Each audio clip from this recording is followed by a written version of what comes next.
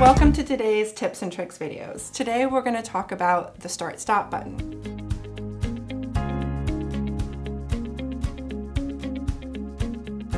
The start stop button is on a very large selection of our machines.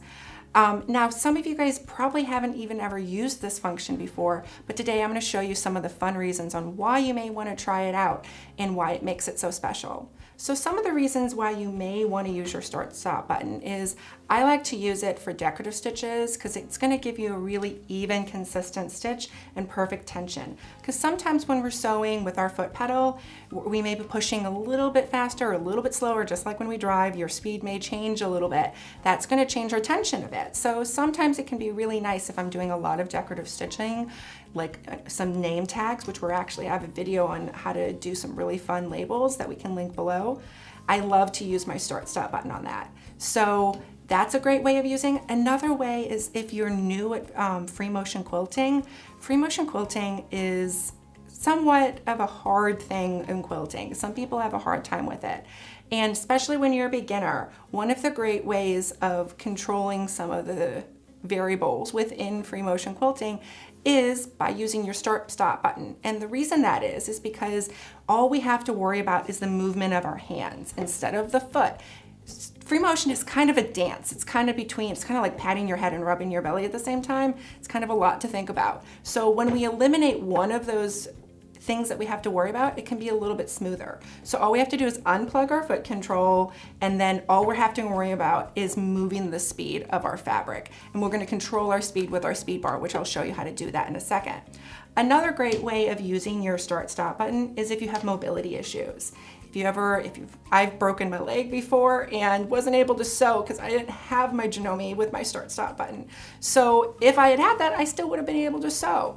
And you know, I've actually also even gone on a retreat and left my foot pedal at home, and instead of having to drive all the way home, I just sewed with my start stop button. So there can be a lot of great ways.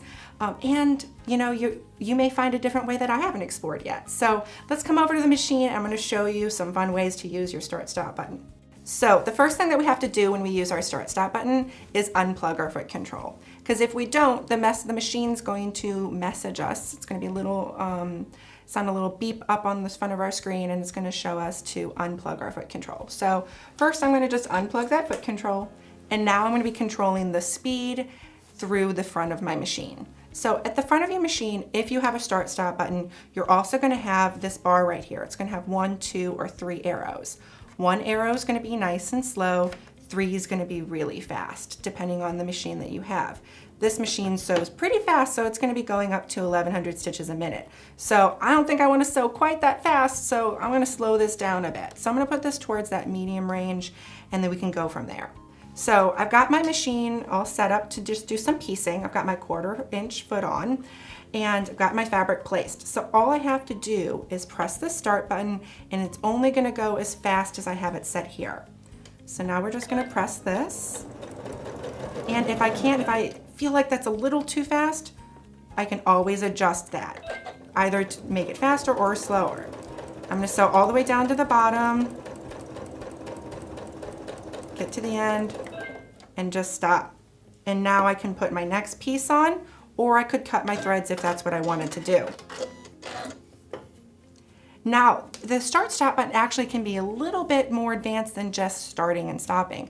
There's also a function called the slow start or the slow stop. I'm going to show you that. So the way that works is we're going to put our fabric underneath, place our foot down, and now when I want to start, instead of just pressing that start button, I'm actually going to hold it down. And what that's going to do is it's going to stitch really slowly, and then when I let it go, it's going to start speeding up. And again, I could speed up my speed, and now I'm chugging along. Now if I want to stop, I could just stop it, or if I hold it down, it's going to do 1 stitch at a time, and then when I let it go, it's going to stop in the down position. And then now I can cut my threads, or I could start quilting again, or whatever project I was working on. And we're just going to cut our threads, and then we're good to go.